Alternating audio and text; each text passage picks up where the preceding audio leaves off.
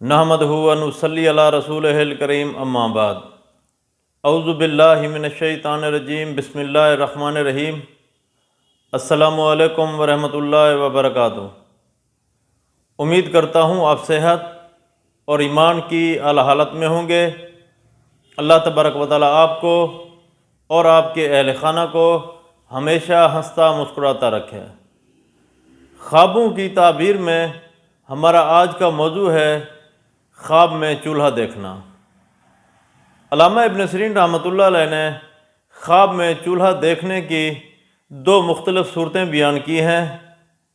مثلاً خواب میں چولہا دیکھنا، یا کوئی عورت خواب میں چولہا دیکھے کہ اس کا گھر کا چولہا ٹوٹا ہوا ہے۔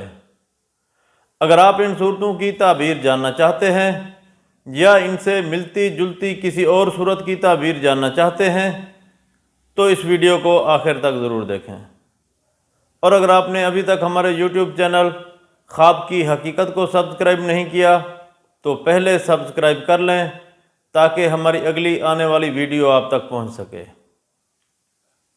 علامہ ابن سیرین رحمۃ اللہ علیہ نے فرمایا ہے کہ خواب میں چولہا دیکھنا دو وجہ پر ہے۔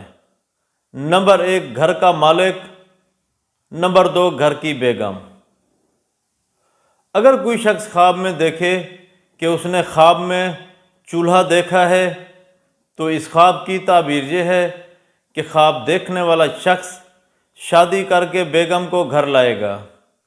اگر کوئی عورت خواب میں دیکھے کہ اس کے گھر کا چولہا ٹوٹا ہوا ہے تو اس خواب کی تعبیر یہ ہے کہ خواب دیکھنے والی عورت کا خاوند فوت ہوگا، گھر ویران ہوگا، بہت زیادہ پریشانی اٹھانی پڑے گی۔